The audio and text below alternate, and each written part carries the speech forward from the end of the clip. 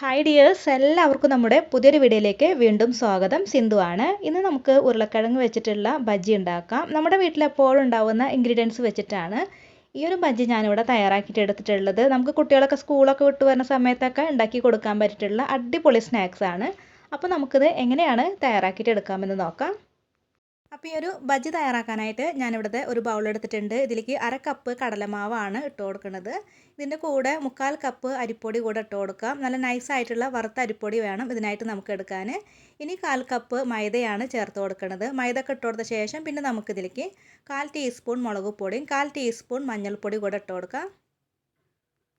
ഇനി ഇതിലോട്ട് 2 നുള്ള് ഗരം മസാലപ്പൊടിയും പിന്നെ പാകത്തിനുള്ള ഉപ്പ് കൂടെ ചേർത്ത് കൊടുക്കാം കേട്ടോ. ഞാനിവിടെ 1/2 ടീസ്പൂൺ ഉപ്പ് ഇട്ട് കൊടുത്തിട്ടുണ്ട്.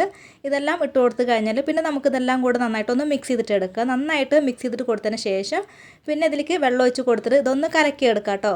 അപ്പോൾ ഞാനിവിടെ 1 കപ്പ് വെള്ളം എടുത്തിട്ടുണ്ട്. അതിൽ നിന്ന് കുറേശ്ശെ വെള്ളം ഒഴിച്ച് കൊടുത്തിട്ട് ഇതൊന്ന് കലക്കിയെടുക്കുകയാണ്. നമ്മൾ പഴംപൊരിക്കൊക്കെ മാവ് കലക്കിയെടുക്കില്ലേ, അതേ രീതിയിൽ വേണം ഇത് നമ്മൾ കലക്കിയെടുക്കാനായിട്ട്. കുറേശ്ശെ വെള്ളം ഒഴിച്ച് കൊടുത്തിട്ട് വേണം ഇത് കലക്കിയെടുക്കാൻ. ഒട്ടും കട്ടകളൊന്നും ഇല്ലാതെ വേണം കേട്ടോ നമുക്കിത് കിട്ടാനായിട്ട്. ഇതിപ്പോൾ ഇതേ നല്ലോണം തന്നെ ഞാൻ കലക്കിയെടുത്തിട്ടുണ്ട്. എനിക്കിവിടെ ഒരു 1/4 കപ്പ് വെള്ളമാണ് ഇത് മിക്സ് ചെയ്തിട്ട് എടുക്കാനായിട്ട് വേണ്ടി വന്നുള്ളൂ. ഇനി നമുക്കിതൊന്ന് മാറ്റി വയ്ക്കാം.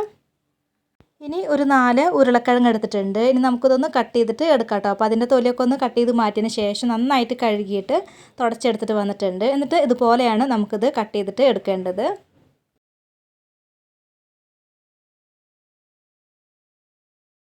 അപ്പോൾ അതേ ഉരുളക്കിഴങ്ങ് ഞാനിത് ഈ ഒരു കനത്തിലാണ് കട്ട് ചെയ്തിട്ട് എടുക്കുന്നത്. ഒത്തിരി കനം കുറച്ചിട്ടും കട്ട് ചെയ്തിട്ട് എടുക്കണില്ല, എന്നാൽ നല്ല കട്ടിക്കും അല്ല കേട്ടോ. ഒരു മീഡിയം സൈസിലുള്ള കനത്തിലാണ് ഞാനിതെല്ലാം ഒന്ന് കട്ട് ചെയ്തിട്ട് എടുക്കുന്നത്.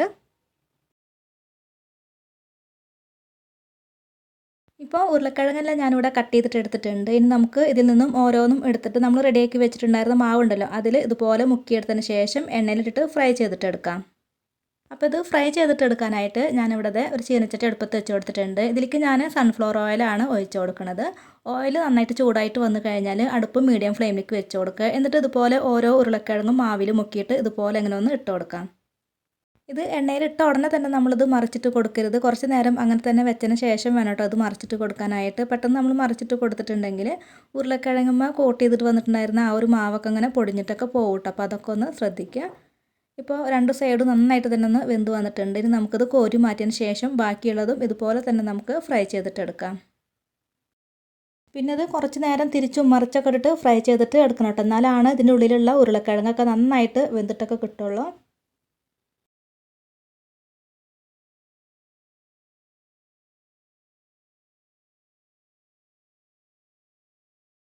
അപ്പോൾ എല്ലാതും ഞാനിവിടെ ഫ്രൈ ചെയ്തിട്ട് എടുത്തിട്ടുണ്ട്. നല്ല ടേസ്റ്റി ആയിട്ടുള്ളൊരു ഉരുളക്കിഴങ്ങ് ബജ്ജിയാണ് കേട്ടോ. അപ്പോൾ തീർച്ചയായിട്ടും എല്ലാവരും ഒന്ന് ട്രൈ ചെയ്ത് നോക്കുക.